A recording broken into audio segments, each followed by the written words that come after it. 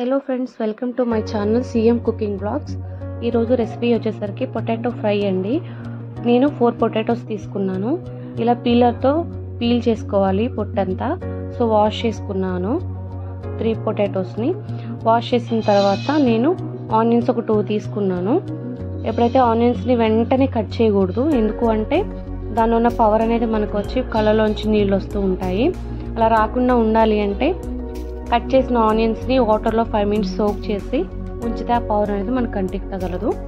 And ఇంకోటి వచ్చేసరికి ఏంటంటే 3 పొటాటోస్ తీసుకున్నాను కదా, ఆ పొటాటోస్ని కట్ చేసి చిన్న చిన్న పీసెస్గా ఫ్రైకి తగ్గట్టు కట్ చేసుకోవాలి. లేదా చిన్న పీసెస్ కట్ చేసుకుంటే అంత బాగా ఫ్రై అవుతాయి, క్రిస్పీగా, టేస్ట్ కూడా బాగుంటుంది. అలాగే దానిలోకి ఒక పచ్చిమిర్చి తీసుకున్నాను, ఒక కరివేపాకు రెమ్మ తీసుకున్నాను, 3 వెల్లుల్లిపాయ రెబ్బలు తీసుకున్నాను. వెల్లుల్లిపాయని రోట్లో వేసి దంచాను. అలాగే అల్లం వేసేటప్పుడు చూపించడం మర్చిపోయాను, అల్లం వెల్లుల్లి పేస్ట్ కూడా వేసాను. అలా అల్లం వెల్లుల్లి పేస్ట్ వేయడం వల్ల మనకి కూర అనేది చాలా టేస్ట్ వస్తుందండి. సో అందుకని ఇలా దంచుకొని అట్లా అట్టి పెట్టి ఉంచుకున్నాను. అండ్ కరివేపాకు తీసుకున్నాను. దీంట్లో 2 ఆనియన్స్ తీసుకున్నాను కదా, అవి కూడా సన్నగా తరిగి చిన్న చిన్న పీసెస్ తీసుకున్నాను. ఎందుకు అలా తీసుకున్నా అంటే ఎంత వెజిటేబుల్స్ ఏవైనా సరే ఎంత సన్నగా తరిగితే అంత బాగా మగ్గుతాయండి కూర, అంత టేస్ట్ కూడా వస్తుంది. స్టవ్ వెలిగించి ఒక బాండీలో 4 టేబుల్ స్పూన్ ఆయిల్ తీసుకున్నాను. ఆయిల్ తీసుకున్న అవి వేడైన తర్వాత, ఆ బాండీ వేడైన తర్వాత ఆయిల్ కూడా హీట్ ఎక్కిన తర్వాత టెంపరింగ్ నట్స్ అంటే తాలింపు గింజలు వేసుకొని అవి వేగిన తర్వాత ఒక ఎండుమిర్చి తీసుకున్నానండి. ఎండుమిర్చి వేసుకున్నాను, అది కూడా వేగే వరకు తిప్పాలి.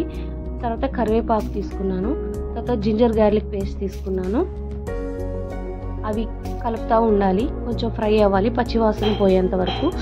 సో పచ్చివాసన పోయిన తర్వాత ఒక పచ్చిమిర్చి తీసుకున్నాను, అది కూడా కొంచెం ఫ్రై అయిన తర్వాత దానిలోకి నేను ఆనియన్స్ తీసుకుంటున్నాను. ఆనియన్స్ కట్ చేసి వేసుకున్నాం కదా, ఆనియన్స్ మగ్గిన తర్వాత పీసెస్ వేసుకోవాలి, పొటాటో పీసెస్. ఎంత బాగా మగ్గితే అంత మంచిగా ఉంటుందండి ఆనియన్ తినేటప్పుడు. కొంతమంది పచ్చిగా వేయించేసి తిప్పేసి వేస్తారు, అట్లా కాకుండా కొంచెం మగ్గనివ్వాలి. ఎప్పుడైనా గుర్తుపెట్టుకోండి, ఫ్రై చేసేటప్పుడు జీరా వేసాను.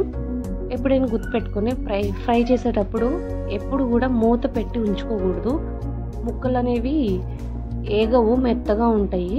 సో అలా మూత లేకుండా ఏగిస్తేనే ముక్కలు అనేవి చాలా చక్కగా ఏగుతాయండి. దాంట్లోకి పసుపు తీసుకున్నాను. తీసుకున్న తర్వాత కలుపుకోవాలి. మంచిగా కలర్ చూడండి ఎంత బాగా వచ్చిందో అసలు.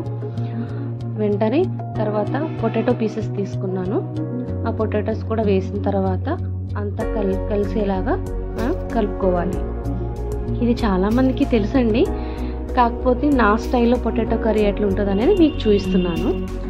అలా కలిపిన తర్వాత మగ్గనివ్వాలి.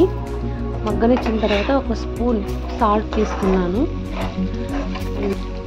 ఒక స్పూన్ కారం తీసుకున్నాను, తర్వాత ఒక స్పూన్ గరం మసాలా తీసుకున్నాను. ఎందుకంటే టేస్ట్ అనేది చాలా బాగుంటుంది గరం మసాలా వేస్తే. సో కర్రీ అనేది చాలా టేస్టీగా బాగా వచ్చింది. So please subscribe, share.